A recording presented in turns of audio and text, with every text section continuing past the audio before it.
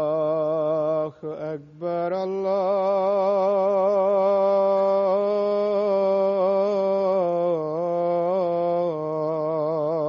الله أكبر الله أكبر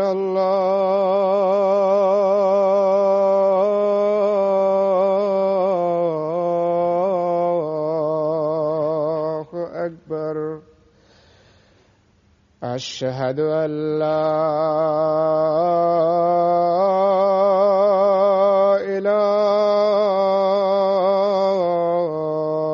إله إلا الله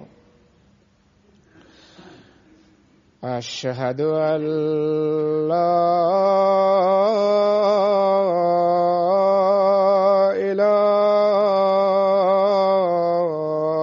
إله إلا الله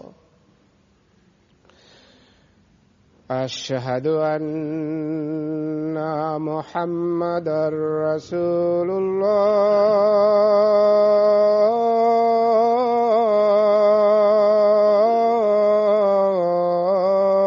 الله أشهد أن محمدا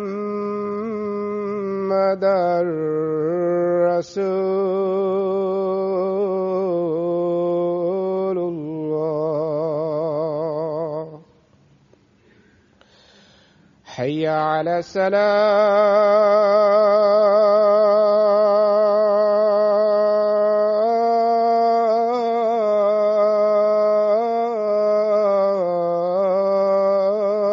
الصلاة حي على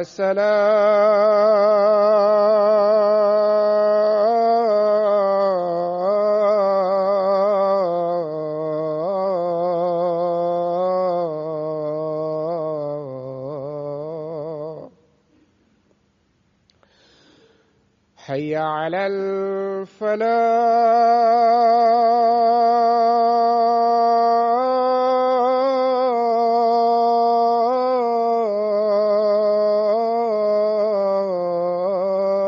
الفلاح حي على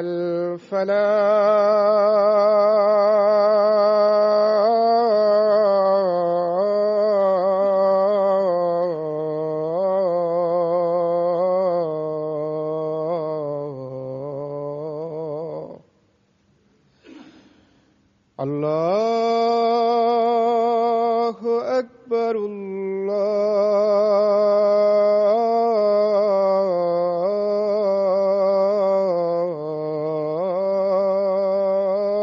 الله أكبر لا إله إلا الله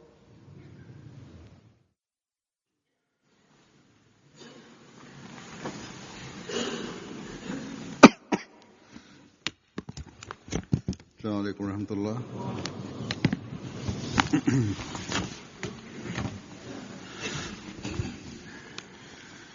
أشهد أن لا إله إلا الله وحده لا شريك له وأشهد أن محمدا عبده ورسوله أما بعد فأعوذ بالله من الشيطان الرجيم بسم الله الرحمن الرحيم الحمد لله رب العالمين الرحمن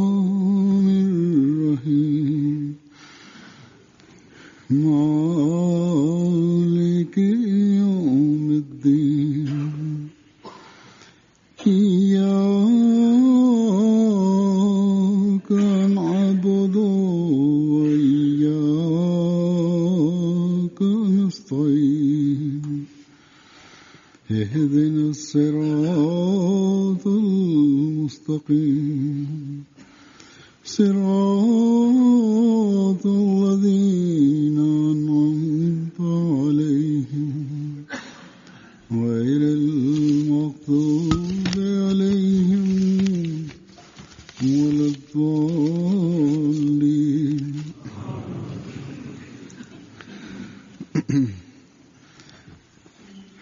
जैसा कि आप जानते हैं गुज़श्ता நான் கடந்த சில வாரங்கள் சிங்கப்பூர், ஆஸ்திரேலியா, நியூசிலாந்து, ஜப்பான் போன்ற நாடுகளின் சுற்றுப்பயணத்தில் இருந்தேன் என்பதனை நீங்கள் அறிவீர்கள். பொதுவாக சுற்றுப்பயணத்தின் போது ஏற்படும் அல்லாஹுவின் அருளின் மழையை குறித்து திரும்பி வந்து எடுத்து கூறி வருவது எனது வழக்கமாகும். ஆக இந்த வகையில் இன்று சுருக்கமாக நான் அதனை பற்றி எடுத்துரைப்பேன். அல்லாஹுவின் அருள்களை எண்ணுவதும் அதன் உச்சத்தை அறிவதும் சாத்தியமற்றதாகும். நாம் அருளின் எல்லையை அடையக்கூடியவர்களாக இருக்கின்றோம் என நினைக்கும் போது அல்லாஹ் உடனே இந்த தவறான எண்ணத்தை அகற்றிவிடுகின்றான். மேலும் எந்த விஷயத்தை நீங்கள் எண்ணற்ற அருள்களாக கருதினீர்களோ அது அருளின் ஆரம்பமாகும். நான் தற்பொழுது உங்களை மேலும் ஓர் அடி முன்னேற செய்கின்றேன் என புரிய வைக்கின்றான்.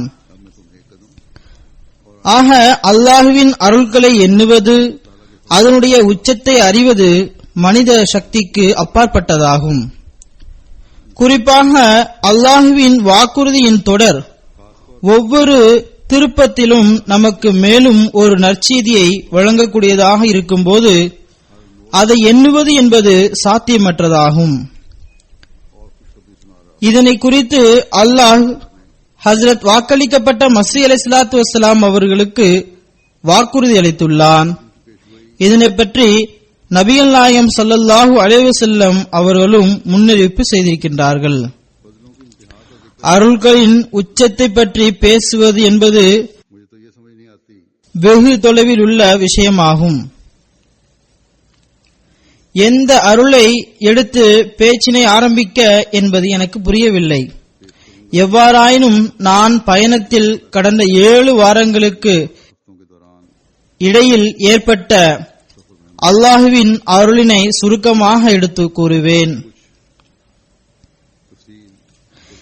சில அறிக்கைகளை வக்கீலு தப்ஷீர் அவர்கள் அல் ஃபஸ்லுக்கு அனுப்புகின்றனர். அவர்கள் அதனை வெளியிடுகின்றனர். அவற்றினை மக்களில் சிலர் படித்திருக்கலாம். ஆனால் சில விஷயங்களை படம் பிடித்து காட்டுவது அல்லது எடுத்துக் கூறுவது என்பது சாத்தியமற்ற ஒன்றாகும். அந்நியர்கள் பேசும்போது வெளிப்படக்கூடிய அவர்களது முகபாவனைகளை 100% என்னாலும் எடுத்துக் கூற முடியாது அல்லது எந்த ஒரு அறிக்கையினாலும் எடுத்துக் கூற இயலாது. ஆனால் MTA-வில் ஓரளவு இதனை பார்த்திருக்கலாம். ஒரு சில சம்பவங்கள் ஒளிபரப்பப்பட்டிருக்கலாம். ஆங்கில அறிவு படைத்தவர்களுக்கு பிரஸ் டெஸ்க் மிகவும் சிறந்த ஏற்பாட்டை செய்திருந்தது. இதன் மூலம் சுற்றுப்பயணத்தின் முக்கியமான குறிப்பான சம்பவங்களை பற்றிய செய்தி உலகில் உள்ள அகமதிகள் வரை எட்ட வைக்கப்பட்டு கொண்டே இருந்தது. எவ்வாறாயினும் ஒவ்வொரு சுற்றுப்பயணமும் ஒவ்வொரு நாளும் நாம் அல்லாஹுவின் அருளின் மூலம் நன்றி செலுத்துவதற்குரிய புதிய வழிகளை கண்டோம். இவ்வாறு அல்லாஹ் ஹஸ்ரத் மஸீஹ் மவ்ஊத் அலைஹிஸ்ஸலாத்து வஸ்ஸலாமின் உண்மைத்துவத்திற்கு ஆதாரங்களுக்கான ஏற்பாட்டை செய்கின்றான். நான் இந்த முன்னுரைக்கு பின்னர் பயணத்தின் நிலைகள் மற்றும் அல்லாஹுவின் அருள்களை பற்றி எடுத்துக் கூறுகின்றேன். எங்களது சுற்றுப்பயணத்தின் முதல் இலக்கு சிங்கப்பூர் ஆகும். சிங்கப்பூர் ஏர்போர்ட்டில் சிங்கப்பூர் அகமதிகளை தவிர இந்தோனேஷியா மற்றும் மலேசியாவின் சில பொறுப்பாளர்கள் ஆண்கள் மற்றும் பெண்களும் வந்திருந்தனர். அவர்களிடம் ஓர் உணர்வு ரீதியிலான ஒரு நிலை ஏற்பட்டிருந்தது. அதனை நீங்கள் MTA-வில் ஹுத்துபாவின் சமயத்தில் காட்டப்பட்ட ஒரு சில காட்சிகள் மூலம் கணித்திருப்பீர்கள். இந்த சிங்கப்பூர் சுற்றுப்பயணம் 10 நாட்களை கொண்டதாகும். மேலும் இதில் Indonesia, Malaysia, Brunei, Philippines, Thailand, Cambodia, Vietnam, Papua New Guinea மற்றும் மியான்மரிலிருந்து வந்த அகமதிகள் மேலும் குழுவினருடன் சந்திப்பு நிகழ்ந்தது. இந்தோனேஷியாவிலிருந்து ஏறக்குறைய 2500 அகமதிகள் வந்திருந்தனர்.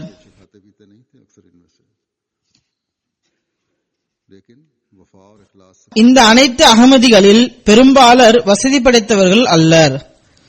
ஆனால் தூய்மையிலும் விசுவாசத்திலும் நிரம்பி காணப்பட்டனர். சிலர் கடன் வாங்கிக் கொண்டு, சிலர் சில பொருட்களை, சில சொத்துக்களை விற்று பயண செலவை செலவழித்துள்ளனர். நான் முன்பும் இதனை ஒரு குத்துபாவில் எடுத்துரைத்துள்ளேன். இவர்களுக்கு ஏதாவது கவலை இருந்ததென்றால் அது எங்களது மார்க்கத்திற்காக துவா செய்யுங்கள், அல்லாஹ் எப்போதும் நம்மை மார்க்கத்தில் நிலைநிற்க செய்வானாக என்பதாகும். இவர்களில் ஒரு வருடமாக வீடில்லாமல் இருக்கக்கூடியவர்களும் உள்ளனர். அவர்களை அவர்களது வீட்டினர் வீட்டிலிருந்து வெளியேற்றிவிட்டனர். தற்பொழுது ஒரு தற்காலிகமான சென்டரில் வசிக்கின்றனர். ஆனாலும் இவர்கள் தமது ஈமானை விட்டுவிடவில்லை. மேலும் அதிகமாகத்தான் இவர்களது ஈமானில் உறுதி ஏற்பட்டுள்ளது. இதனை தவிர ஜமாத் பணிகள், மீட்டிங்குகள், சந்திப்புகள், வகுப்புகள் போன்றவைகளும் இருந்தன. அந்நியர்களுடன் ஓர் நிகழ்ச்சி சிங்கப்பூரிலும் இருந்தது. இதில் இந்தோனேஷியாவில் இருந்து வந்த ஜமாத்தினை சேராதவர்களும் கலந்து கொண்டனர். இதில் புரொஃபசர்களும், ஸ்காலர்களும், அரசியல்வாதிகளும், மேலும் கல்வியறிவு படைத்த ஒரு சிலரும், 2 பத்திரிகை நிருபனர்களும் கலந்து கொண்டனர். 2 பத்திரிகை நிருபனர்களும் பேட்டி கண்டனர். ஜமாத்தை பற்றிய அறிமுகம், மேலும் ஜமாத்தினருடன் அங்கு நடைபெறக்கூடிய விஷயங்களை குறித்து என்னிடம் பேட்டி கண்டனர். வாழ்வின் பல்வேறு துறையுடன் தொடர்பு கொண்டிருக்கக்கூடிய பலர் இதில் கலந்து கொண்டனர். நான் கூறியது போன்று அதில் ஜமாத்தை சாராதவர்களும் இருந்தனர். இவர்கள் 48 பேர் ஆவர். இதில் யூனிவர்சிட்டியுடைய புரொஃபசர்கள், முன்னாள் பாராளுமன்ற உறுப்பினர்கள், மார்க்க பிரிவுகளில் நஹ்ஜத்துல் உலமாவின் 8 உறுப்பினர்கள் இதில் கலந்து கொண்டனர். மேலும் அதில் ஒரு யூனிவர்சிட்டியுடைய புரொஃபசர் எனது அருகில் அமர்ந்திருந்தார். அவர் நான் கொடுத்த சிறிய உரைக்கு பிறகு, இந்தோனேஷியாவில் எங்களது ஓர் யூனிவர்சிட்டி உள்ளது, நீங்கள் வந்து அங்கு சொற்பொழிவு நடத்துங்கள், நாங்கள் அதற்கான ஏற்பாட்டை செய்கின்றோம் என்றார். அதற்கு நான், மிகவும் நல்ல விஷயம், உங்களால் முடியும் என்றால் செய்யுங்கள். ஒருவேளை மக்கள் எந்த அளவு எதிர்ப்பு தெரிவிப்பார்கள் என்பது உங்களுக்கு தெரியவில்லை என்றேன். எவ்வாறாயினும் அவரிடம் நேர்மை இருந்தது. சில நல்ல இயல்புடையவர்களும் இருந்தனர். இவர் உலமாக்களின் கவுன்சிலின் உறுப்பினரும் ஆவார். சிங்கப்பூருடைய இந்த ரிசப்ஷனில் அங்குள்ள ஒரு விருந்தினர் மிஸ்டர் லீன்குன் ஷாக்கியும் வந்திருந்தார். இவர் 29 வருடமாக 1960 சிங்கப்பூருடைய தூதராக இருந்துள்ளார். உயர் கமிஷனராக, பாராளுமன்ற உறுப்பினராக, சீனியர் மினிஸ்டர் ஸ்டேட்டாகவும் இருந்திருக்கின்றார். இவர் சிங்கப்பூரின் தோற்றுநர்களில் ஒருவர் ஆவார். இவர் கூறினார், 1960 எகிப்தில் சிங்கப்பூரின் தூதராக இருந்தபோது எகிப்து மற்றும் ஏனைய அரபு நாடுகளின் நிலை நன்றாக இருந்தது, அமைதி நிலை பெற்றிருந்தது. ஆனால் கடந்த சில வருடங்களாக அங்கு அமைதி சீர்குலைந்து விட்டது. மேலும் இஸ்லாத்தை பற்றிய தவறான சிந்தனை வெளிப்படுத்தப்படுகின்றன. மேலும் அவர் எனக்கு இந்த விஷயத்தை கண்டு மிகவும் மகிழ்ச்சியாக இருக்கிறது. மேலும் நான் இந்த விஷயத்தை பாராட்டுகின்றேன். அதாவது அஹ்மதியா முஸ்லிம் ஜமாத்தின் தலைவர் உலகின் முன் உண்மையான அமைதி நிறைந்த போதனையை வழங்குகிறார்கள், தூது செய்தியை வெளியிடுகின்றார்கள் என்பது அவருக்கு மகிழ்ச்சியாக இருக்கிறது என கூறினார். இவர் பணி ஓய்வு பெற்றுவிட்டார். இவர் சிங்கப்பூரில் ஒவ்வொருவரும் கண்ணியமளிக்கக்கூடிய நபராவார். இதனை போன்று Indonesian most council Muslima talent department தலைவர், ஜகார்த்தாவுடைய ஸ்டேட் இஸ்லாமிக் யூனிவர்சிட்டி உமன் ஸ்டடியுடைய தலைமை லெக்சரர் மிஸ்டர் இத்தா ஃபௌசியா யதா என்னுடைய உரையை கேட்ட பின் கூறினார், ஜமாத் முன்னேற்றம் அடைந்துள்ள நாடுகளின் அறிவையும் ஆற்றலையும் முன்னேற்றம் அடைந்த மற்ற நாடுகளுக்கு எடுத்து செல்ல வேண்டும். இதன் மூலம் உலக அளவிலான நேர்மையின்மை மற்றும் ஏழ்மைக்கு எதிராக போராடுவதற்கு அனைவருக்கும் முன்மாதிரியாக ஜமாத் திகழ வேண்டும் என்றார். இங்கு நான் உலகின் பொருளாதார நிலை, இதனை பற்றிய இஸ்லாமிய போதனை என்ற தலைப்பில் உரையாற்றினேன். இந்த விஷயத்தை அவர் தொடர்ந்து கூறுகின்றார், இன்று உலகில் எவரிடமும் ஜமாத்தே அஹ்மதியாவிடம் இருப்பது போன்ற அமைப்பும் தலைமையும் இல்லை. இன்று ஜமாத்தே அஹ்மதியா மட்டும்தான் இஸ்லாத்தின் சிறந்த உதாரணமாகும். இவர் அங்குள்ள இஸ்லாமிக் யூனிவர்சிட்டியின் புரொஃபசர் ஆவார். தாசிக் மாலாயா யூத் மூவ்மெண்ட் உடைய ஒரு உறுப்பினர் இருந்தார். அவர் எனது உரைக்கு பின்னர் இவ்வாறு கூறினார், இது இந்தோனேஷியாவின் அனைத்து மக்களிடமும் செல்ல வேண்டும். இதன் மூலம் அவர்கள் அமைதி மற்றும் ஒற்றுமையை கொண்ட இஸ்லாமிய போதனைகளை புரிய வேண்டும். அடுத்து மிஸ்டர் சூஃபி ஆனந்தோ சாஹிப் PhD. இவர் இந்தோனேஷியாவில் யூனிவர்சிட்டியில் புரொஃபசர் ஆவார்.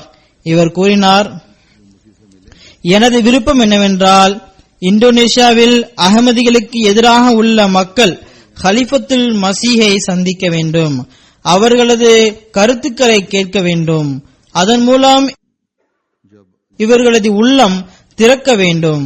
இன்று அஹ்மதியா முஸ்லிம் ஜமாத்தின் ஹலிஃபா மட்டும்தான் இஸ்லாத்தினை அமைதியினை விரும்பக்கூடிய மார்க்கமாக எடுத்து காட்டுகின்றார்கள் என கூறினார். அடுத்து இந்தோனேஷியாவின் செய்தித்தாள் ட்ரிபியூன் அதனுடைய நிறுவனர் ஜாஃபர், இவர் அஹ்மதியத் என்ற தலைப்பில் PhD செய்கின்றார். இவர் கூறுகின்றார், ஹலிஃபத்துல் மசி அவர்கள் மனிதநேயம், நீதி, அமைதி நிறைந்த பொருளாதார அமைப்பை பற்றி எடுத்துரைத்த போதனைகள் என் மீது சிறந்த தாக்கத்தை ஏற்படுத்திவிட்டது. அடுத்து ஓர் ஆங்கில இளைஞன் சிங்கப்பூரில் கடந்த 27 வருடமாக வசிக்கிறார். அங்கு அவர் இஸ்லாத்தை ஏற்றுக்கொண்டுள்ளார். அங்கு ஒரு கம்பெனியில் பணியாற்றுகின்றார். அவர் கூறுகின்றார், நான் நிகழ்ச்சியில் கலந்து கொள்வதற்காக எண்ணிய போது எனது கம்பெனியை சேர்ந்தவர்கள் அதில் நீ கலந்து கொள்ளக்கூடாது என 2 முறை என்னை தடுத்தனர். ஒருவேளை இது முஸ்லிம் கம்பெனியாக இருக்கலாம். மேலும் உம்மை வேலையிலிருந்து நீக்கிவிடுவோம் எனவும் கூறினார். இருந்த பொழுதும் நான் இதில் கலந்து கொண்டேன். மேலும் அவர் தனக்கு ஏற்பட்ட தாக்கத்தினை குறித்து கூறுகின்றார், நான் முன்பே ஒரு முஸ்லிமாக இருந்தேன். ஆனால் இன்று கேட்ட இஸ்லாத்தின் உண்மையான சத்தியமான போதனையை வாழ்வில் முதன்முறையாக கேட்டுள்ளேன். இஸ்லாத்தின் இந்த தோற்றத்தை முதன்முறையாக காண்கின்றேன். நான் யூகேவுக்கு வருவேன் என்றார்.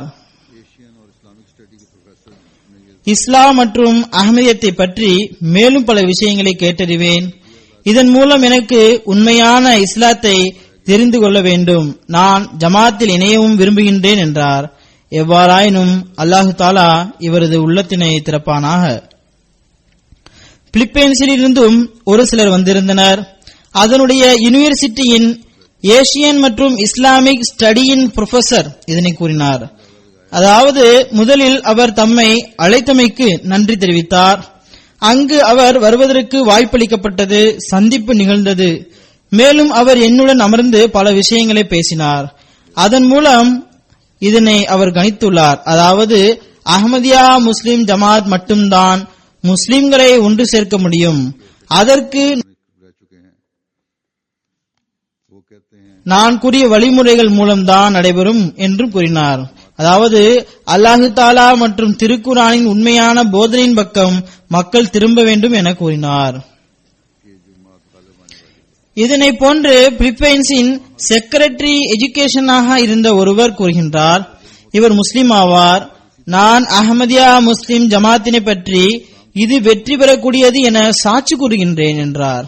மேலும் கூறுகின்றார், எவ்வாறு நபிகள் நாயகம் ஸல்லல்லாஹு அலைஹி வஸல்லமுடைய காலத்தில் முஸ்லிம்கள் மீது அநீதி இழைக்கப்பட்டதோ அதனை போன்றே இன்று அஹ்மதியா ஜமாத்தின் மீது அநீதி இழைக்கப்படுகின்றது. எவ்வாறு இஸ்லாத்திற்கு முந்தைய காலத்தில் வெற்றி கிடைத்ததோ அதனை போன்று இன்று அஹ்மதியா முஸ்லிம் ஜமாத்திற்கு வெற்றி கிடைக்கும். இது நிச்சயமான ஒன்றாகும்.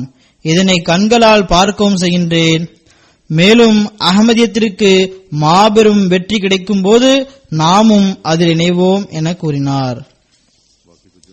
இவர்களுக்கு அங்குள்ள சில அமைப்புகளின் காரணமாக அச்சம் உள்ளது. உள்ளத்தால் ஏறக்குறைய இவர்கள் அஹ்மதி ஆகிவிட்டனர். சிங்கப்பூரில் இந்த ரிசப்ஷன் தான் அசல் நிகழ்ச்சியாக இருந்தது. மற்றவை ஜும்மாவாகவும் சந்திப்புகளாகவும் தான் இருந்தன. இதன் பின்னர் ஆஸ்திரேலியாவுக்கு சுற்றுப்பயணம் மேற்கொண்டோம். அங்கு சிட்னியில் சில நாட்கள் தங்கிய பிறகு மெல்பர்ன் சென்றோம்.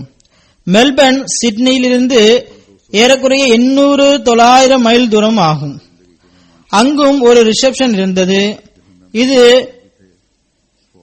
பிரின்சஸ் ரிசப்ஷன் சென்டரில் நிகழ்ந்தது. ஏறக்குறைய வாழ்வின் பல்வேறு துறைகளில் தொடர்பு கொண்டுள்ள 220 விருந்தினர்கள் அதில் கலந்து கொண்டனர். அதில் மெம்பர் ஆஃப் பார்லிமெண்டும் இருந்தனர், ராணுவத்தின் உயர் அதிகாரிகள், மேலும் ஆர்மி சீஃபுடைய பிரதிநிதி மேஜர் ஜெனரல் ரேங்க் கொண்ட நபரும் கலந்து கொண்டார்.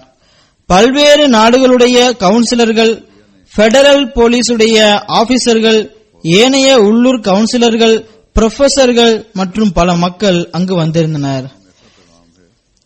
State member parliament Victoria miss Inga Peulich கூறினார், அதாவது உங்களுடைய தூது செய்தி எப்படிப்பட்டதென்றால் இதற்கு அனைத்து ஆஸ்திரேலியர்களும் ஆதரவு அளிக்கின்றோம். இது பல்வேறு சமுதாய கலாச்சார வேறுபாடுகளுக்கிடையில் ஒன்றுபட்டு ஒரு சமுதாயம் உருவாகி இருக்கின்றது. ஆஸ்திரேலியர்கள் என்ற ரீதியில் இதுபோன்ற ஓர் உயர் தூது செய்தியினை ஏற்க விரும்புகின்றோம். மேலும் இதுபோன்ற தூது செய்திகளை எட்ட வைக்கக்கூடிய உங்களுக்கு நாங்கள் முழுமையாக ஒத்துழைப்பு வழங்குகின்றோம் என்றார். இங்கும் இஸ்லாத்தின் போதனை அமைதி மற்றும் சாந்தியை கொண்டதாகும் என்பதுதான் தலைப்பாக இருந்தது. அடுத்து ஓர் மெம்பர் ஆஃப் பார்லிமெண்ட் கூறுகிறார், இன்று நீங்கள் கொடுத்த இந்த தூது செய்தி மதங்களை விட்டும் உயர்வானதாகும். அது மனித இனத்திற்கான தூது செய்தியாகும். நாம் அனைவரும் இந்த தூது செய்தியினை தான் பின்பற்ற வேண்டும். அமைதி, நீதி, ஒற்றுமை, மனித இன தொண்டு போன்ற சிறப்புகளை இன்று ஜமாத் அஹ்மதியாவின் இமாம் எடுத்துரைத்துள்ளார்கள். இதனை நாம் செயல்படுத்த வேண்டும். நான் இந்த விஷயத்தையும் அறிவேன். அதாவது இந்த தூது செய்தியினை அகமதி பெண்கள் தொடர்ந்து பரப்பிக்கொண்டே வருகிறார்கள். மேலும் இதன்படி செயல்படவும் செய்கின்றனர். நான் இதனையும், அதாவது அகமதி பிள்ளைகள் நல்லொழுக்கம் கொண்ட கல்வி அறிவு படைத்த உயர்ந்த அதுபுகளை பேணக்கூடியவர்கள் ஆவர் என்பதையும் அறிவேன். ஆக நாம் அனைவரும் இந்த சிறப்புகளை மேற்கொள்ள வேண்டும். ஆக இது அகமதிகள் மூலமாக உலகில் பெரும்பாலான இடங்களில் ஏற்பட்டுள்ள தாக்கமாகும். ஜெர்மனி அல்லது வேறெங்கு சென்றாலும் இதுபோன்ற விஷயங்களை பேசும்போது மக்கள் இதனை எடுத்துரைக்கின்றனர். ஆக இந்த தாக்கத்தை ஒவ்வொரு பெண்ணும் ஒவ்வொரு பிள்ளையும் தொடர செய்ய வேண்டும். தனது எண்ணத்தை உயர்வானதாக வைக்க வேண்டும். எந்தவிதமான தாழ்வு மனப்பான்மைக்கும் ஆளாகிவிடக்கூடாது. இந்த மக்கள் நமது பேச்சை கேட்பதற்கு தயாராக உள்ளனர். தயாராக மட்டுமல்லாமல் அதனை விரும்புகின்றனர். மேலும் அதனை கடைபிடிக்க ஆசைப்படுகின்றனர். இதனை போன்று இங்கு சர்ச் ஆஃப் ஜீசஸ் கிரைஸ்ட் உடைய மர்ரேலா அப்ரே சாஹிப் கூறுகின்றார், அஹமதியா ஜமாத்துடைய இமாம் அமைதி பற்றிய கருத்தை எந்த அளவு மிகவும் எளிதாக புரியக்கூடிய வகையில் கூறினார்கள் என்றால் அதனை ஒவ்வொரு ஆஸ்திரேலியரும் மிகவும் எளிதாக புரிந்து கொள்ள முடியும். இன்று இந்த அறையில் உள்ள ஒவ்வொருவருடைய உள்ளத்தின் ஓசையும் இதுவாகத்தான் இருந்தது. அதாவது அமைதியினை நிலைநாட்டுவதற்கு அன்பு என்ற ஒரே ஒரு வழிதான் உள்ளது. இது மிகவும் நல்லதாக அமைந்துவிட்டது. இன்று நாங்கள் எங்களது கம்யூனிட்டிக்கு இந்த தூது செய்தியினை எடுத்துக்கொண்டு செல்வோம் என்றார். அடுத்து ஒரு விருந்தினர் கூறினார், நானும் எனது மனைவியும் கடந்த 18 வருடங்களாக உண்மையை தேடிக்கொண்டிருந்தோம். இன்று இரவு நாங்கள் கேட்ட அனைத்தும் உண்மையை தவிர வேறொன்றுமில்லை. அஹமதியா ஜமாத்தின் இமாமுடைய சொற்பொழிவு ஒரு முழுமையான தூது செய்தியாகும். தற்பொழுது நாம் அனைவரும் இதன்படி செயல்பட வேண்டும். நாம் இந்த தூது செய்தியினை உள்ளத்தில் பதித்துவிட வேண்டும். கலிஃபத்துல் மசீஹ் அவர்கள் அமைதி எவ்வாறு நிலைபெறும் என்று மட்டும் கூறவில்லை, மாறாக அமைதி ஏற்படவில்லை என்றால் என்ன நடைபெறும் என்பதனை பற்றியும் கூறினார்கள் என்றார். இதனை போன்று அங்குள்ள ஒரு பிரசித்தி பெற்ற channel ABC Australian broadcasting corporation, அதாவது இது ஒரு அரசாங்க சேனல் ஆகும். அதனுடைய ஒரு நிருபனர் தனது தாக்கத்தை இவ்வாறு வெளிப்படுத்தினார், அதாவது அஹமதியா ஜமாத்துடைய இமாமின் சொற்பொழிவு அருள் நிறைந்ததாகவும் கருத்து செறிந்ததாகவும் நேர்மையானதாகவும் இருந்தது. இந்த சொற்பொழிவு எங்களது அறிவை திறந்துவிட்டது. அடுத்து ஒரு பெண் விருந்தினர் கூறினார், ஆங்கிரின் கிரீன், நான் இன்று மிக சிறந்த ஒரு நிகழ்ச்சியில் கலந்து கொண்டதனை எண்ணி மிகவும் பெருமையாக கருதுகின்றேன். நான் உலகில் அமைதி ஏற்படுத்துவதனை பற்றி பேசியதனை கேட்டு சிறந்த தாக்கத்திற்கு ஆளாகினேன். நான் இன்று இதனை வெளிப்படையாக கூறுகின்றேன், அதாவது உங்களது கொள்கை எனக்கு பிடித்திருக்கின்றது. எனது நாட்டினரும் இந்த கொள்கையை உறுதியுடன் பிடித்துக் கொள்ள வேண்டும் என நான் ஆசைப்படுகின்றேன். மேலும் நீங்கள் உங்களது தூது செய்தியினை மக்கள் வரை எட்ட வைக்க வேண்டும் என நான் விரும்புகின்றேன். இது நமக்கு மிகவும் அவசியமானதாகும்.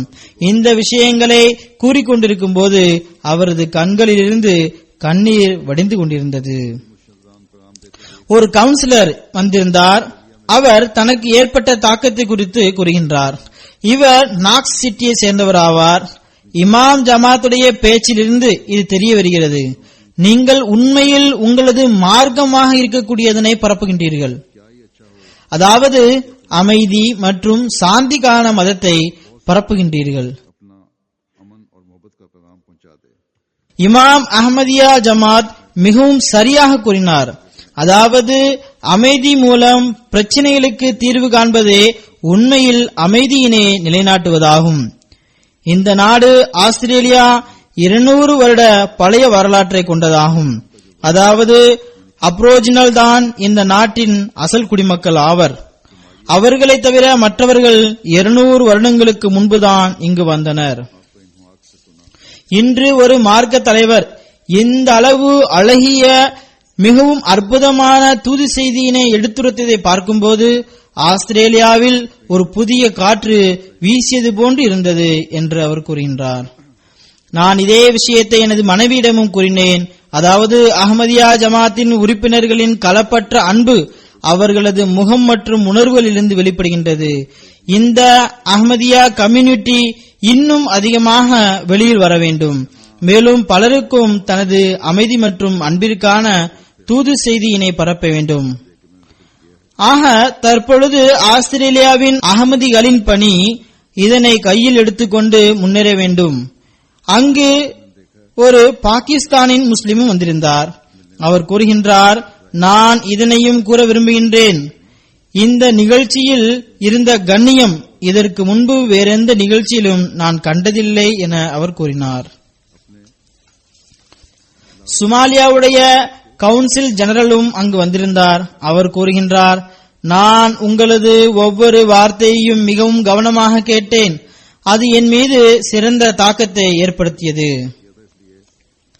குவைத்தை சேர்ந்த காலிப் ஜாஃபர் சாஹிப் கூறுகின்றார், அரப் ஸ்பிரிங் பற்றிய உங்களது விளக்கத்தை கேட்டு சிறந்த தாக்கத்திற்கு ஆளானேன். உங்களுடைய இந்த சொற்பொழிவில் நீங்கள் தைரியமிக்கவராக தென்பட்டீர்கள். மேலும் நீங்கள் கூறிய அனைத்தும் உண்மையானதாகும். நான் சொற்பொழிவு இந்த அளவு விளக்கமாக முழுமையாக இருக்கும் என நினைக்கவில்லை. இங்கு எண்ணற்ற மக்கள் இருந்தனர். நான் கூறியது போன்று 220 பேர் இருந்தனர். அனைவரும் தனக்கு ஏற்பட்ட தாக்கத்தை எடுத்துரைத்தனர். அவற்றுள் சிலவற்றை நான் எடுத்துரைத்தேன். அதன் பின்னர் சந்திப்பும் நடைபெற்றது. அங்குள்ள மக்களிடம் நான் பார்த்தேன். அவர்கள் மிகவும் பற்றுடன் சந்திக்கக்கூடியவர்கள் ஆவார்கள். வெளிப்படையில் தனது ஒழுக்கத்தை காட்டக்கூடியவர்கள் அல்லர். மாறாக அவர்களது கூற்றிலும் தாக்கம் இருந்தது. மேலும் அவர்களிடம் ஏற்பட்ட தாக்கத்தினை வெளிப்படுத்திய பின்னரும் என்னை சந்திக்கும் போது மீண்டும் அது வெளிப்பட்டது. இங்கு மெல்பர்னில் ஒரு அஹ்மதியா சென்டரும் வாங்கப்பட்டுள்ளது. இதற்கு முன்பு ஹுத்பாவில் இதனை பற்றி எடுத்துரைக்கவில்லை. ஆகையால் இதனை பற்றி கூறிவிடுகின்றேன். நாம் மெல்பர்னில் வாங்கிய சென்டர் 7.5 ஏக்கர் நிலப்பரப்பை கொண்டதாகும். இதனுடைய கட்டடம் கட்டப்பட்டு இருந்தது. இதனுடைய மேற்பரப்பு 2500 சதுர மீட்டர் ஆகும்.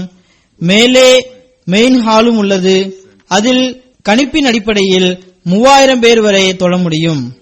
அதிர்ஷ்டவசமாக இது கிபிலாவை முன்னோக்கி உள்ளது. ஏனைய ஹால்களையும் சேர்த்து ஒட்டுமொத்தமாக 4000 பேர் வரை தொழலாம்.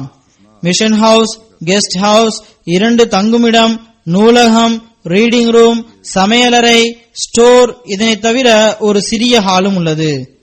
இதற்கு 3 பார்க்கிங் இடவசதியும் உள்ளது. அதில் 200 ஊர்திகள் நிறுத்தி வைக்க முடியும். ஆகஸ்ட் 2007 நாங்கள் இடம் வாங்க விரும்புகின்றோம் என விண்ணப்பம் சமர்ப்பிக்கப்பட்ட போது அண்டை அயலர் பலர் ஆட்சேபனை செய்தனர். இங்கு முஸ்லிம்கள் தனது வணக்க ஸ்தலத்தை ஏற்படுத்த அனுமதிக்க கூடாது என அவர்கள் கூறினர். ஆனால் இறைவனது அருள் மற்றும் கருணையின் மூலம் ஏறக்குறைய 1.5 வருடம் காத்திருந்த பிறகு 2009 இந்த சென்டரை அஹ்மதியா முஸ்லிம் ஜமாத்திற்கு வழங்க சிட்டி கவுன்சில் முடிவு செய்தது. இந்த முடிவில் அனைத்து கவுன்சிலர்களும் பாகுபாடின்றி நமக்கு ஆதரவாக தீர்ப்பு வழங்கினர்.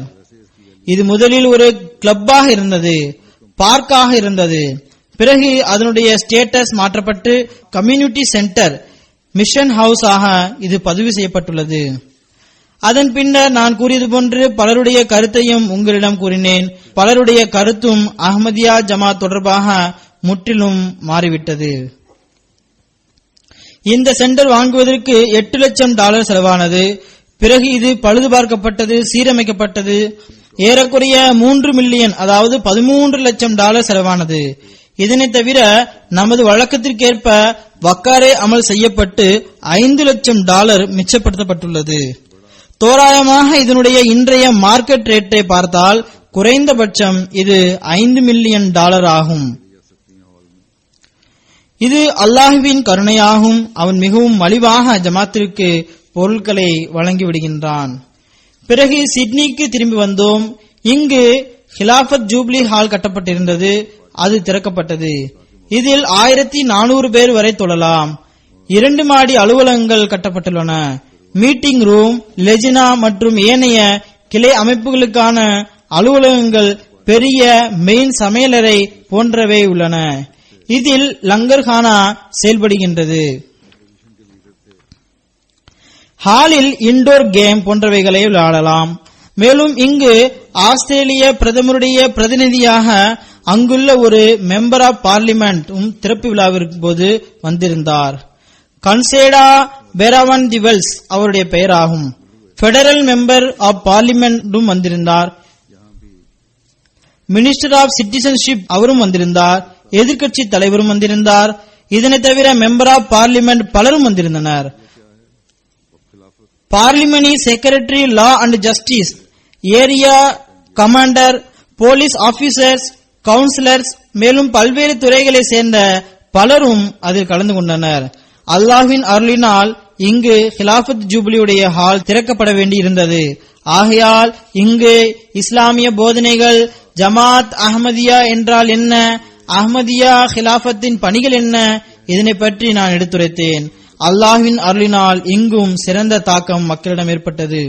ஒரு போலீஸ் சூப்பரண்டன்ட் கூறினார், அஹ்மதியா முஸ்லிம் ஜமாத்தின் இமாம் இந்த விஷயத்தை, அதாவது இஸ்லாத்திற்கு தீவிரவாதிகளின் செயல்கள்தான் அவப்பெயரை ஏற்படுத்தி கொடுத்திருக்கிறது என்பதனை ஒப்புக்கொண்டுள்ளார். இந்த விஷயத்தை கேட்டு நான் சிறந்த தாக்கத்திற்கு ஆளாகியுள்ளேன்.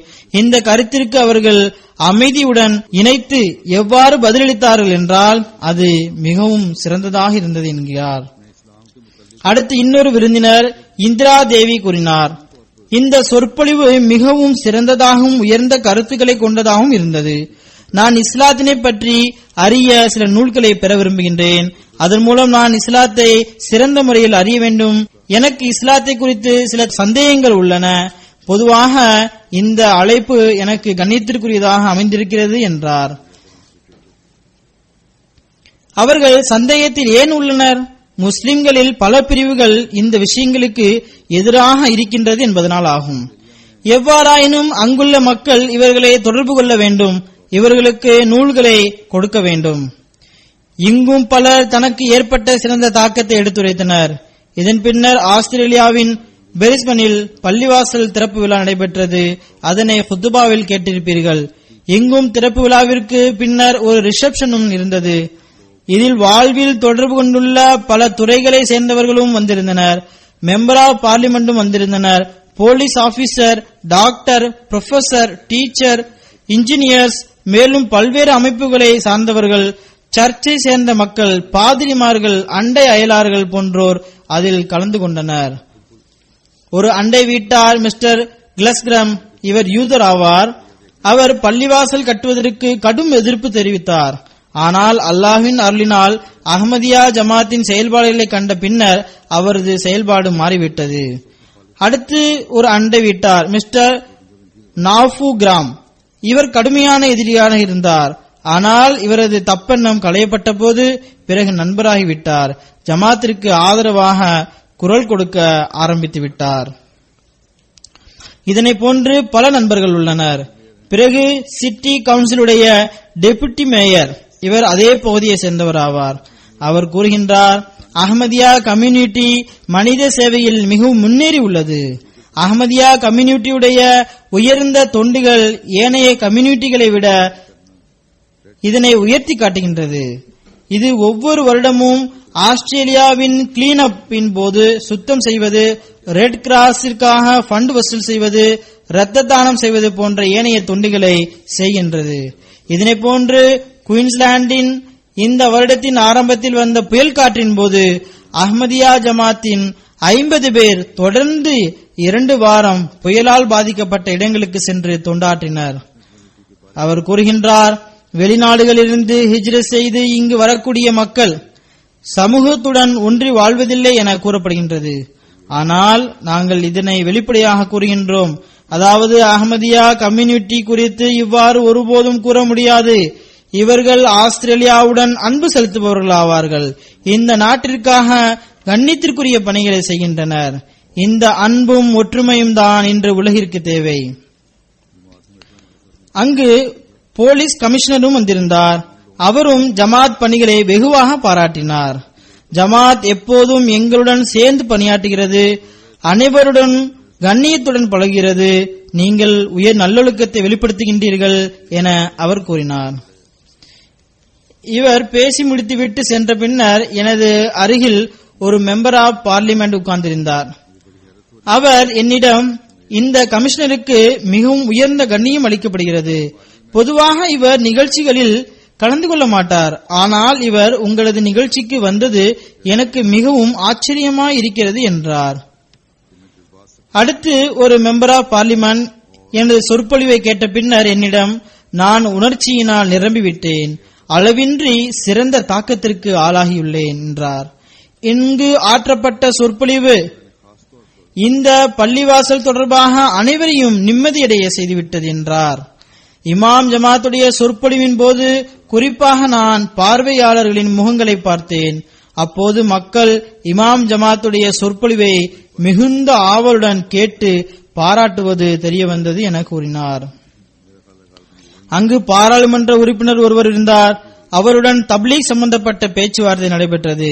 ஏறக்குறைய இவர் அவர்தான் என நினைக்கின்றேன். அவருடன் அறிவியல் தொடர்பாக திருக்குரான் என்ன கூறுகிறது, பைபிள் என்ன கூறுகிறது என பேசப்பட்டது.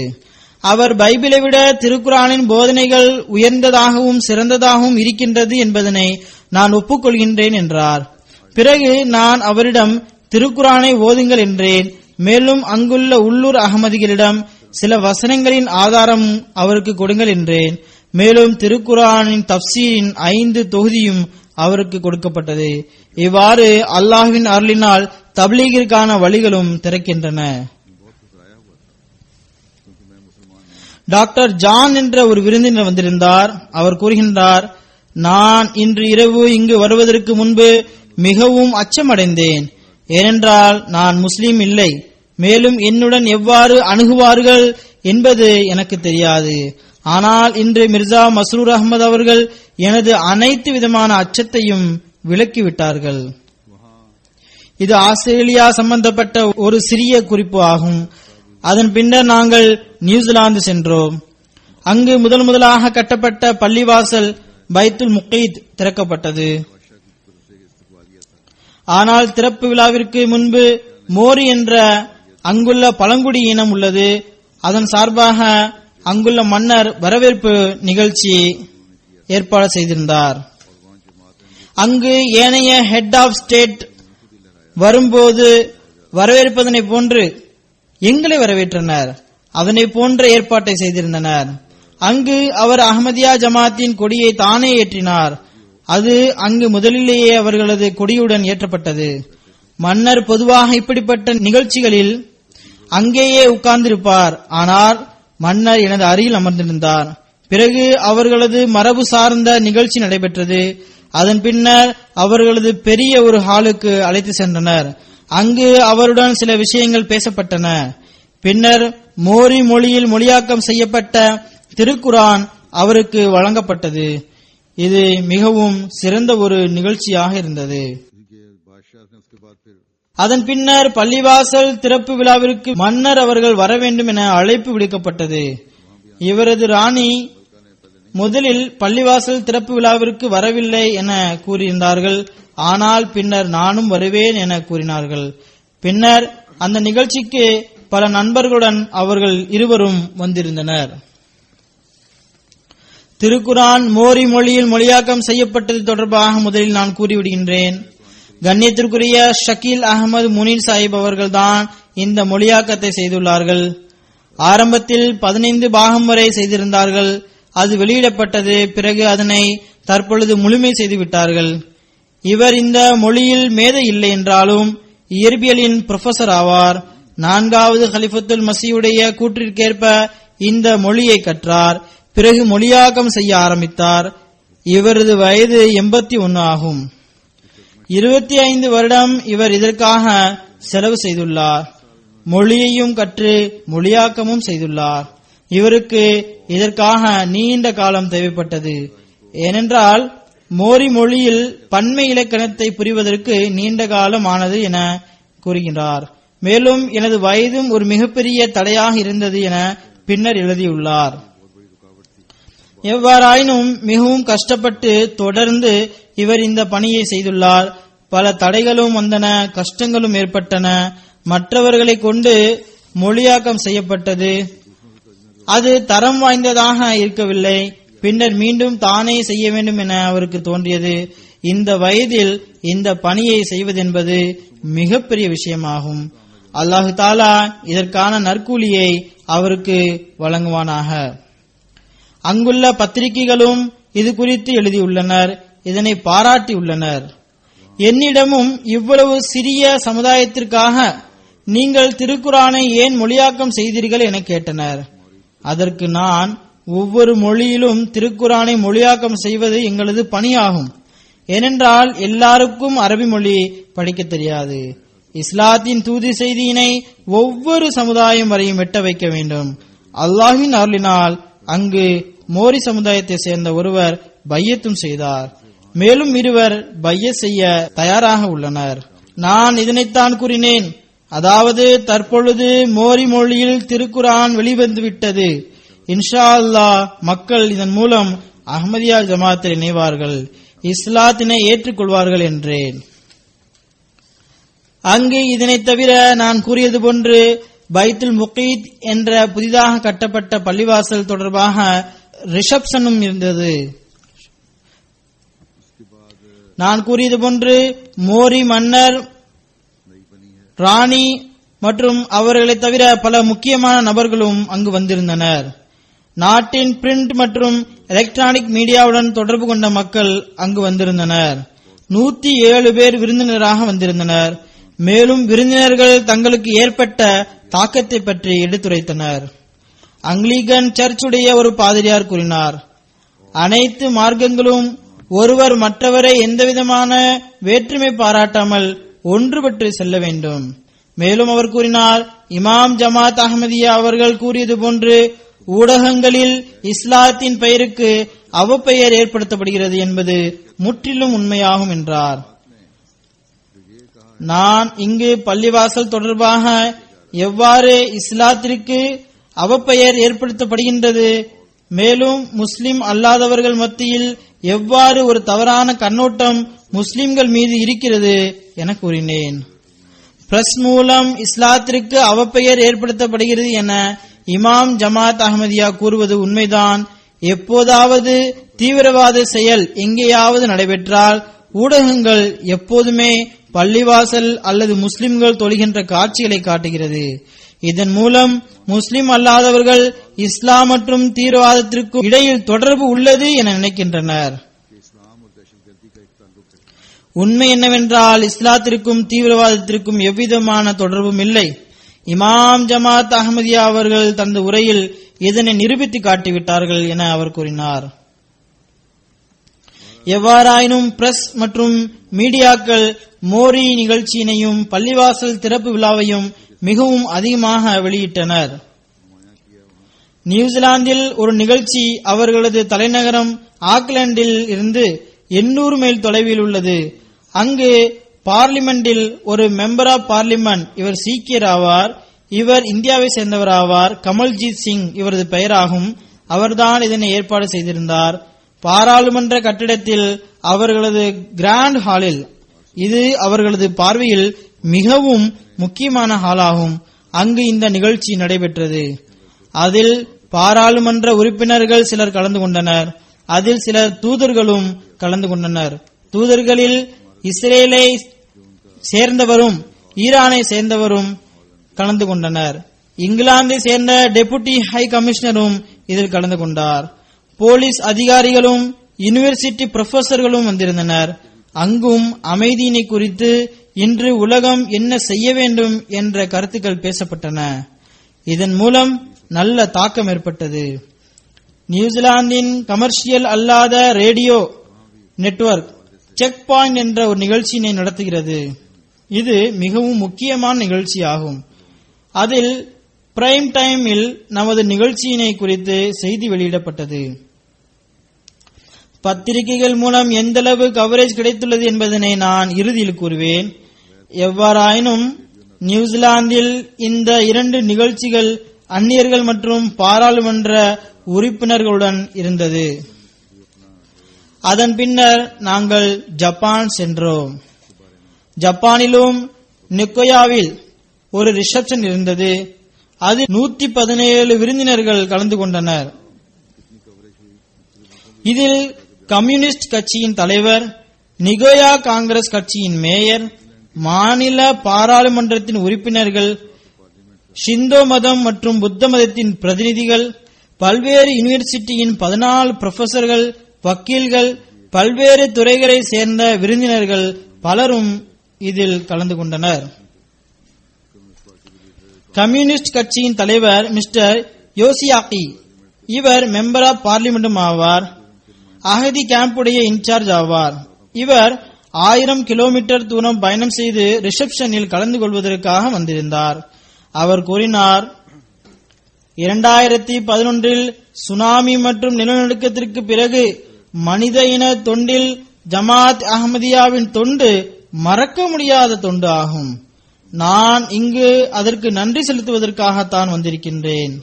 மேலும் இந்த ஜமாத் மற்றும் அமைப்பின் தலைவரை நேரில் சந்தித்து உங்களுடைய ஜமாத் மற்றும் உங்களை ஏற்றுக்கொண்டவர்கள் உங்களது போதனைகளின்படி செயல்பட்டவாறு, உங்களது அறிவுரையின்படி செயல்பட்டவாறு, மனித இன உணர்வோடு தன்னை அர்ப்பணித்தவாறு மனித இன தொண்டில் மூழ்கியுள்ளனர் என கூற வேண்டும் என நான் வந்துள்ளேன். மேலும் நான் சொற்பொழிவை கேட்டேன். இதன் மூலம் ஜமாத் அஹ்மதியாவின் இமாம் மற்றும் அவர்களது போதனையில்தான் உலக அமைதியின் ரகசியம் மறைந்திருக்கிறது என்பதில் நான் உறுதி கொள்கின்றேன் என்று அவர் கூறினார். ஆக உண்மையான இஸ்லாமிய போதனை உலகிற்கு முன் எடுத்து வைக்கும் போது நல்லியல்பு கொண்ட ஒவ்வொருவரும் அமைதியை நிலைநாட்டுதல் இஸ்லாத்தை மட்டுமே சார்ந்துள்ளது என்பதனை ஏற்காமல் இருக்க முடியாது. அல்லாஹு தாலா இந்த தீவிரவாதிகளுக்கும் மற்றும் அவர்களது சக்தியின் மீது நம்பிக்கை கொண்டுள்ள தவறான காரியங்களை செய்கின்ற அந்த தலைவர்களுக்கும் இந்த விஷயத்தை புரிய செய்வானாக. ஒரு பிரசித்தி பெற்ற வழக்கறிஞரும் அங்கு வந்திருந்தார். அவர் தனக்கு ஏற்பட்ட தாக்கத்தினை குறித்து கூறுகிறார். நான் உள்ளத்தின் ஆழத்திலிருந்து அன்பு மற்றும் நன்றியினை வெளிப்படுத்துகின்றேன். 1951 சான் பிரான்சிஸ்கோவில் நடைபெற்ற கான்பரன்ஸில் சௌத்ரி ஜஃபருல்லா கான் சாஹிப் அவர்கள் ஜப்பானுடன் தொடர்புடைய அந்த மாபெரும் சொற்பொழிவில் ஜப்பானுடைய நீதி மற்றும் ஜப்பானுடைய அமைதி உலகிற்கு மிகவும் முக்கியமான ஒன்றாகும். ஏனென்றால் எதிர்காலத்தில் ஜப்பான் உலகளாவிய அமைதி மற்றும் உலகளாவிய அரசியலில் ஒரு முக்கிய பங்கு வகிக்கக்கூடியதாகும் என்று கூறினார்கள். அப்போது பிரான்சிஸ்கோவில் நடைபெற்ற கான்பரன்ஸில் ஜப்பானுடன் மிகவும் மோசமாக பரிமாறப்பட்டது. அப்போது ஜஃபருல்லா கான் சாஹிப் அவர்கள் ஜப்பானுடைய உரிமைக்காக பேசினார்கள். அதன் மூலம் மக்களிடம் தாக்கம் ஏற்பட்டது. பிறகு எங்களுடன் நடந்து கொள்ளப்பட்ட நடைமுறையில் மாற்றம் ஏற்பட்டது. அதற்கு நாங்கள் கண்ணியம் அளிக்கின்றோம் என அவர் கூறினார். இந்த கண்ணியத்தின் காரணமாக ஜமாத் அஹ்மதியாவுடன் எங்களது தொடர்பு உள்ளது. நாங்கள் தொடர்பை வலுப்படுத்த விரும்புகின்றோம். ஆனால் துரதிர்ஷ்டவசமாக அந்த மகானுக்கு அவரது நாட்டில் கண்ணியம் அளிக்கப்படவில்லை. அவர் அந்த நாட்டின் வெளியுறவுத்துறை அமைச்சராக இருந்தார். ஆரம்ப பள்ளிக்கூடங்களில் வரலாற்றில் முதலில் வெளியுறவுத்துறை அமைச்சராக இவரது பெயர் எழுதப்பட்டிருந்தது. ஆனால் தற்பொழுது அதனை நீக்கிவிட்டு வேறொருவரை முதல் வெளியுறவுத்துறை அமைச்சராக எழுதி ஒரு தவறான வரலாற்றை பிள்ளைகளுக்கு கற்பிக்கின்றனர். அடுத்து அவர் கூறுகின்றார், ஜப்பானில் வந்த சுனாமி மற்றும் பூகம்பத்தில் ஜமாத் அஹ்மதியாவின் பணி மறக்கத்தக்கதல்ல.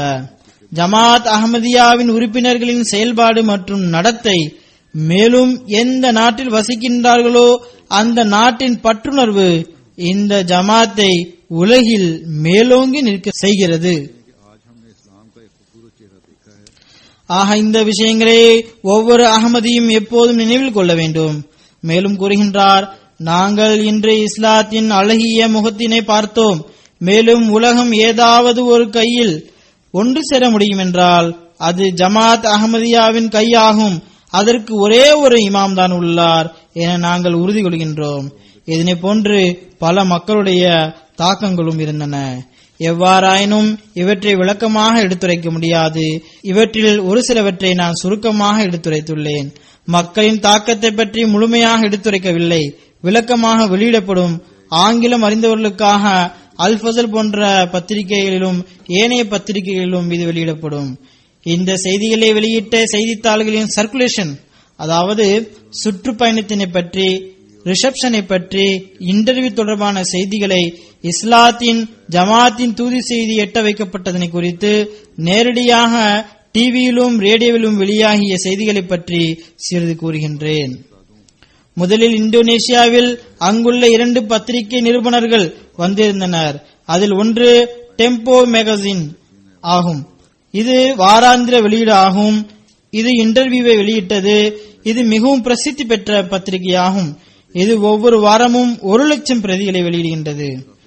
இதனை தவிர மற்றொரு பத்திரிகையும் இதனை வெளியிட்டது. அடுத்து மேற்கு ஜாவாவுடைய 2 பத்திரிகைகள் ட்ரிபியூன் ஜப்பார், பிக்ரன் ரக்யாத், இதுவும் மேற்கு ஜாவாவில் உள்ளதாகும். இது 60-70,000 பிரதிகள் வரை வெளியிடுகின்றது. மற்றொரு பத்திரிகையும் அதனுடைய பிரதியின் எண்ணிக்கை அதிகமாகும், அதுவும் இதனை வெளியிட்டுள்ளது. ஆஸ்திரேலியாவில் எலக்ட்ரானிக் பிரிண்ட் மீடியா நிகழ்ச்சிகளை கவரேஜ் செய்தது. நேஷனல் டிவி ஏபிசி மற்றும் நேஷனல் ரேடியோ ஏபிசியும் நேர்காணலையும் எடுத்தனர், செய்திகளையும் வெளியிட்டனர். நான் கொடுத்த பதில்களை மிக விளக்கமாக எழுதியுள்ளனர். இந்த நிகழ்ச்சிகள் ரேடியோ டிவி மூலமாக முழு நாட்டிலும் கேட்கவும் பார்க்கவும் செய்யப்பட்டன. மேலும் ரேடியோ பசிபிக் தீவுகளில் கேட்கப்படுகின்றது. 1 முதல் 2 மில்லியன் மக்கள் வரை இதனை கேட்கின்றனர். ஏபிசி ஆஸ்திரேலியாவின் நேஷனல் நியூஸ் சேனல் ஆகும். இதனுடைய ஒளிபரப்பை 46 நாடுகள் பார்க்கின்றன. 10 மில்லியனை விட அதிகமான மக்கள் இதனை கேட்கின்றனர். என்னிடம் இன்டர்வியூ எடுத்த இந்த சேனல் ஆஸ்திரேலியாவை விட்டு வெளியிலும் கேட்கப்படுகிறது. இதனை குறித்து எனக்கு நல்ல ஃபீட்பேக் கிடைத்துள்ளது. உலகில் மக்கள் இந்தளவு இதன் பக்கம் கவனம் செலுத்தியுள்ளார்கள் என்பதனை பார்க்கும்போது வியப்பாக இருக்கிறது. நீங்கள் அடுத்த முறை வரும்போது நான் மேலும் அதிக நேரம் எடுத்து உங்களிடம் நேர்காணல் செய்ய விரும்புகின்றேன் என அந்த நிருபர் கூறினார். ஆஸ்திரேலியாவின் டிவி சேனல் ஏபிசியின் பிரசித்தி பெற்ற மிகவும் முக்கியமான கருதப்படும் நியூஸ் லைனில் இந்த இன்டர்வியூ வந்தது. இதனை 46 நாடுகள் பார்க்கின்றன.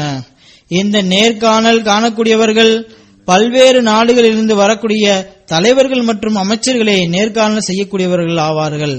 இவர்களது நிகழ்ச்சிகள் மிகவும் முக்கியமானதாக கருதப்பட்டு பார்க்கப்படுகின்றது. நான் கூறியது போன்று இதனை 10 முதல் 15 மில்லியன் மக்கள் வரை கேட்கின்றனர்.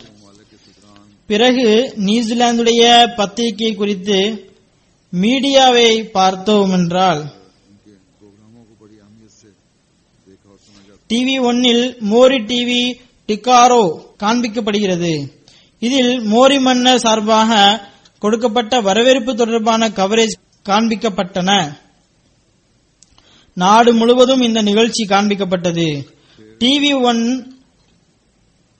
நாட்டில் முதலிடத்தில் உள்ள உடனுக்குடன் செய்திகளை கொடுக்கக்கூடிய பழைய நியூஸ் சேனல் ஆகும். இதனை தினமும் 6,42,000 பேர் பார்க்கின்றனர். பைத்துல் முகீத் பள்ளிவாசல் திறப்பு விழாவின் அறிக்கையை இவர்கள் காண்பித்துள்ளனர். மோரி மன்னருடன் நடைபெற்ற நிகழ்ச்சி ரேடியோவிலும் ஒளிபரப்பப்பட்டது. பத்திரிகைகள் பள்ளிவாசல் தொடர்பாக வெளியிடப்பட்ட செய்திகளில் என்னுடைய சுற்றுப்பயணத்தை குறித்தும் வெளியிட்டுள்ளனர். சண்டே ஸ்டார் இது நாட்டின் பெரிய பத்திரிகையாகும். இது தினமும் 1,60,000 பிரதிகளை வெளியிடுகின்றது. ஆனால் இதனை 5 லட்சத்திற்கும் அதிகமானோர் படிக்கின்றனர். என்னுடைய கருத்தின்படி இது இன்டர்நெட்டிலும் படிக்கப்படுகின்றது. பிறகு மன்னுகாவு கொரியர் இது ஆக்லாந்துடைய பத்திரிகையாகும். இது தினமும் 69,000 பிரதிகளை வெளியிடுகின்றது. ஆனால் 1,93,000 பேர் வரை இதனை படிக்கின்றனர். அடுத்து காத்து டைம் இதனை படிக்கக்கூடியவர்கள் 96,000 பேர் ஆவார்கள்.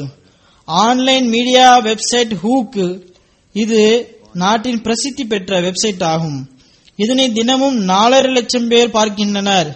இதிலும் பள்ளிவாசல் திறப்பு விழா தொடர்பான செய்தி வெளியிடப்பட்டது.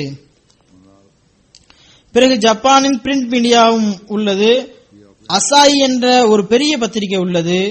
இது தினமும் 2 கோடிக்கும் அதிகமான பிரதிகளை வெளியிடுகின்றது. இதுவும் எனது சுற்றுப்பயணம் தொடர்பான செய்தியினை எனது படத்துடன் வெளியிட்டுள்ளது. அதில் இஸ்லாத்தின் ஒரு பிரிவாகிய அஹமதியா ஜமாத்தின் தலைவர் தலைமையகத்தில் இருந்து வருகை தந்துள்ளார், அதாவது லண்டனில் இருந்து வந்துள்ளார். பிறகு முதல் பள்ளிவாசல் நிலை பெறுவதனை குறித்து அறிவிப்பு செய்துள்ளார். அது ஆரம்பத்தில் ஸ்போர்ட்ஸ் காம்ப்ளெக்ஸ் ஆக இருந்தது. பிறகு இமாம் ஜமாத் அவர்கள் இந்த பள்ளிவாசலில் மத இன வேறுபாடின்றி அனைவரும் இதற்குள் வரலாம் என அறிவித்துள்ளார் என செய்தி வெளியிடப்பட்டுள்ளது. சுருக்கம் என்னவென்றால், எந்தெந்த பத்திரிகையாளர்களிடம் நேர்காணல் கொடுக்கப்பட்டதோ அல்லது கருத்துக்கள் எட்ட வைக்கப்பட்டதோ அதில் இஸ்லாத்தின் அழகிய போதனை பற்றி கூறப்பட்டது. ஹஜ்ரத் மஸீஹ் அலைஹிஸ்ஸலாத்து வஸ்ஸலாம் அவர்களின் வருகை பற்றி பேசப்பட்டது. இஸ்லாத்தில் யுத்தங்களை பற்றிய கருத்து போன்றவை அவரிடம் பேசப்பட்டது. மேலும் ஜமாத் அஹ்மதியா எவ்வாறு தப்லீக் பணியை செய்கிறது, முஸ்லிம் நாடுகளில் அமைதியின்மை மற்றும் அதற்கான தீர்வு குறித்து பேசப்பட்டது. உலகில் உண்மையான அமைதி எவ்வாறு நிலைநாட்டப்படும் என்பதை குறித்து பேசப்பட்டது. ஹஜ்ரத் ஈசா அலைஹிஸ்ஸலாத்து வஸ்ஸலாத்திற்கு என்ன அந்தஸ்து உள்ளது, இதனை பற்றி பேசப்பட்டது. ஹிலாஃபத் மற்றும் ஜமாத்திற்கு இடையில் உள்ள தொடர்பு என்ன, இதனை பற்றி பேசப்பட்டது. மிகப்பெரிய அளவில் ஜமாத்தின் அறிமுகம் இந்த விஷயங்கள் மூலம் ஏற்பட்டது.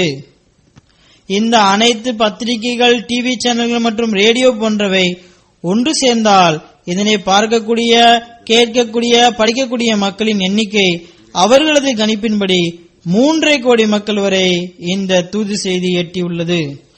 ஆக அல்லாஹ் தஆலா ஒவ்வொரு பகுதியிலும் இஸ்லாத்தின் அழகிய போதனை பற்றிய அறிமுகத்தினை ஏற்படுத்துகின்றான். மேலும் ஹஜ்ரத் மஸீஹ் அலைஹிஸ்ஸலாத்து வஸ்ஸலாம் அவர்களை பற்றி உலகிற்கு தெரிய வருகின்றது. இஸ்லாத்தின் உண்மையான அழகிய போதனை உலகிற்கு முன்பு எடுத்து வைக்கப்படுகின்றது. இவை அனைத்தும் ஹஜ்ரத் மஸீஹ் அலைஹிஸ்ஸலாத்து வஸ்ஸலாமுடைய கூற்றாகிய இது நேர்வழியினை பரப்புவது முழுமையாக்கப்படும் காலகட்டமாகும். இந்த மீடியா போன்றவைகள் நமது சக்திக்கு அப்பாற்பட்ட அளவில் கவரேஜை செய்வது இது அல்லாஹ்வின் செயல் ரீதியான சாட்சியாகும். இவ்வாறு செய்வது என்பது நமக்கு சாத்தியமற்றதாகும். இந்த அளவு விரிவாக இந்த 4 நாட்டில் மட்டுமல்ல, மாறாக இதன் மூலம் ஏனைய 46 நாடுகள் வரை, இதில் பாகிஸ்தானும் அடங்கும், அங்கிருந்தும் இன்டர்வியூ வெளியான தொடர்பாக செய்தி வந்தது. இந்த 46 நாடுகளில் அஹ்மதியத்தின் இஸ்லாத்தின் தூது செய்தி எட்டியுள்ளது. ஆக அறிவு இருக்குமென்றால் இந்த ஒரு விஷயமே ஹஜ்ரத் மஸீஹ் அலைஹிஸ்ஸலாத்து வஸ்ஸலாம் அவரின் உண்மைத்துவத்திற்கு போதுமான சான்றாகும். ஹஜ்ரத் மஸீஹ் அலைஹிஸ்ஸலாத்து வஸ்ஸலாம் அவர்கள் கூறுகின்றார்கள், இந்த அடியான் ஃபஅம்மா பிநிஅமத்தி ரப்பிக ஃபஹத்திஸ், ஆக நீர் உமது இறைவனின் அருள்களை பறைசாற்றுவீராக என்ற கட்டளைக்கிணங்க இந்த விஷயத்தை எடுத்துரைப்பதில் எந்த விதமான வெட்கமும் இல்லை. இறைவன் தனது அருளினாலேயே அந்த அனைத்து விஷயங்களிலிருந்து இந்த அடியானுக்கு மிகப்பெரிய அளவு பங்கினை கொடுத்துள்ளான். இந்த அடியானை வெறுங்கையோடு அனுப்பவில்லை, அடையாளங்கள் எதுவுமின்றி அனுப்பவில்லை, மாறாக எல்லா அடையாளங்களையும் வழங்கியுள்ளான். அவை வெளிப்பட்டுக் கொண்டிருக்கின்றன, இனி வரும் காலகட்டங்களிலும் வெளிப்படும். இறைவன் இறுதி அத்தாட்சியை முழுமைப்படுத்தாதவரை இந்த அடையாளங்களை வெளிப்படுத்திக் கொண்டே செல்வான். அல்லாஹு தாலா நமக்கும் நமது பொறுப்புகளை புரிவதற்கு, அதனை நிறைவேற்றுவதற்கு வாய்ப்பளிப்பானாக.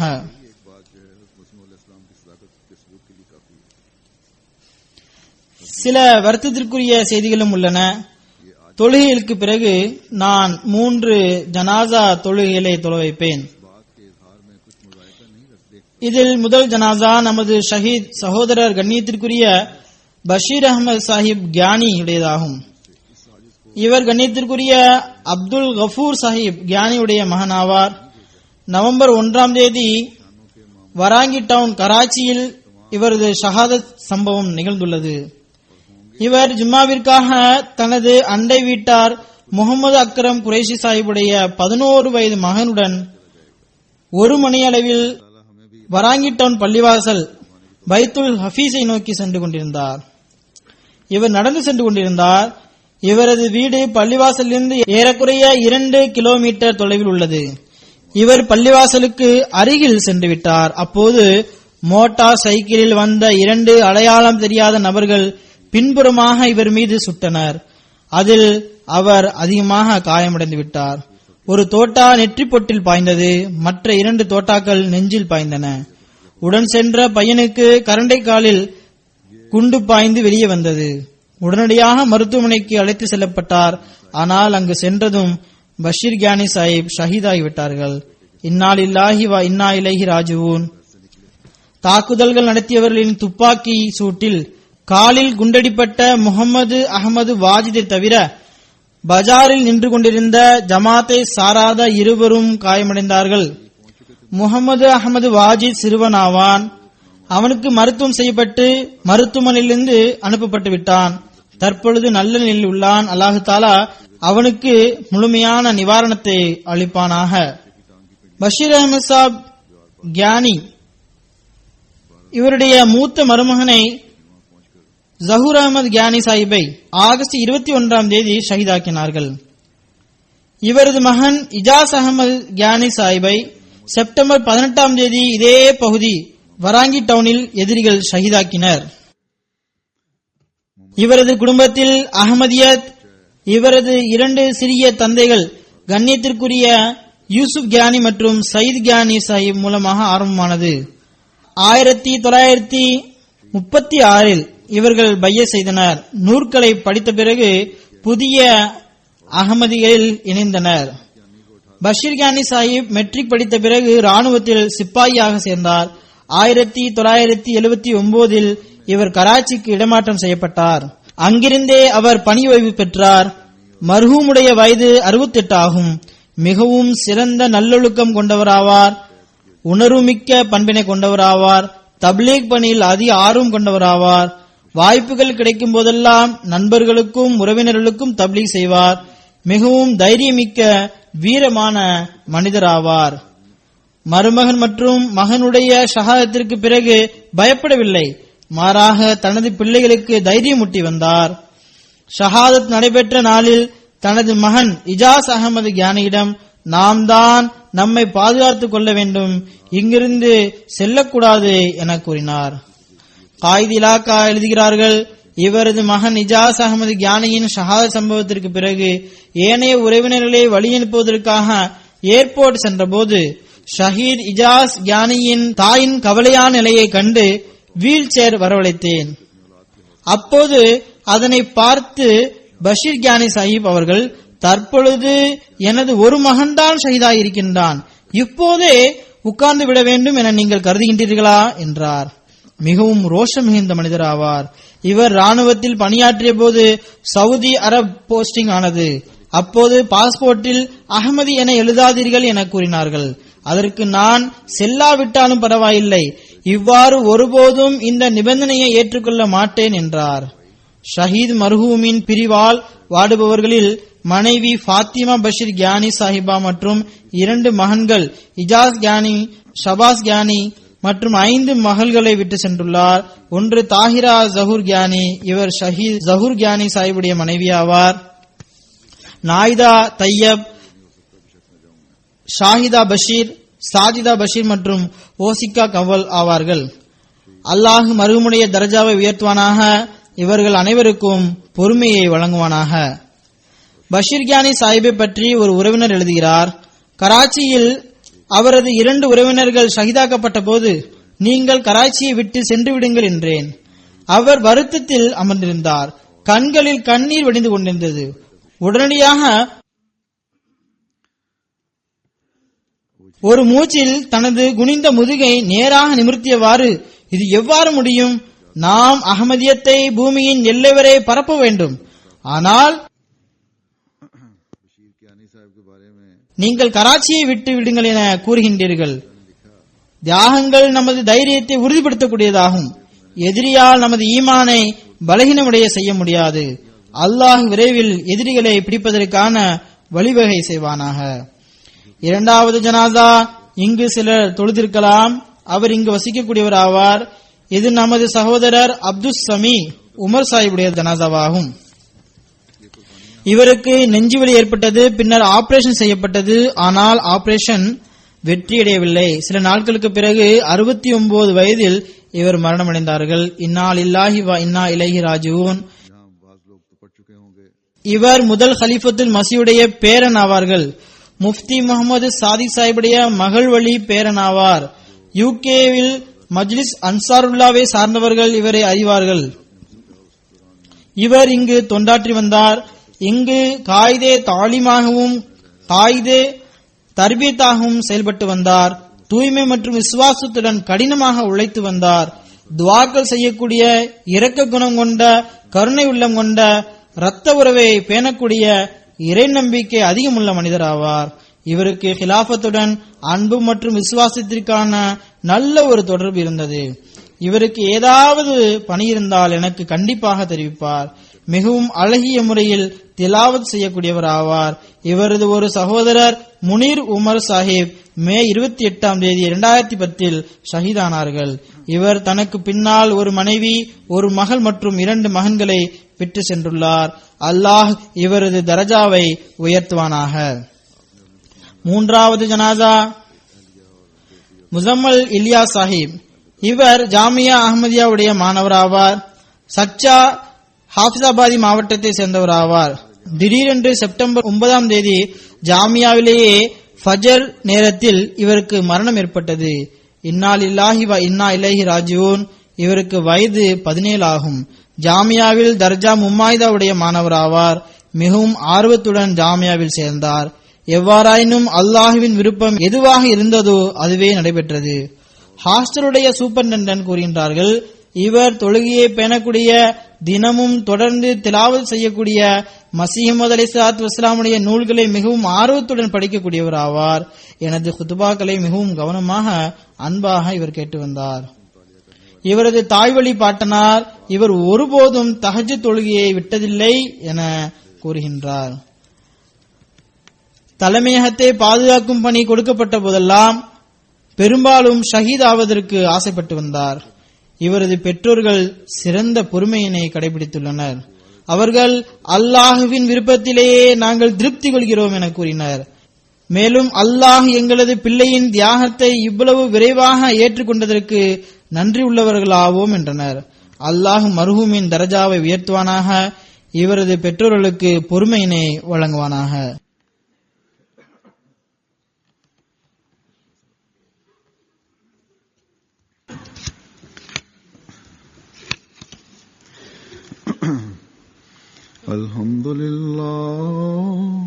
Alhamdulillah nahmaduhu wa nasta'inuhu wa nastaghfiruhu wa nu'minu bihi wa natawakkalu alayhi wa na'udhu billahi min shururi anfusina wa min sayyiati a'malina.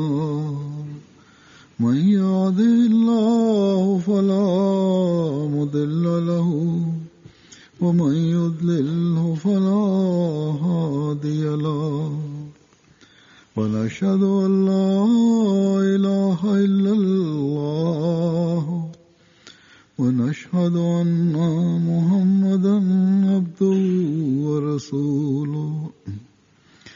عباد الله رحمكم الله إن الله يأمر بالعدل والإحسان وإيتاء ذي القربى وينهى عن الفحشاء والمنكر والبغي يعظكم لعلكم تذكرون.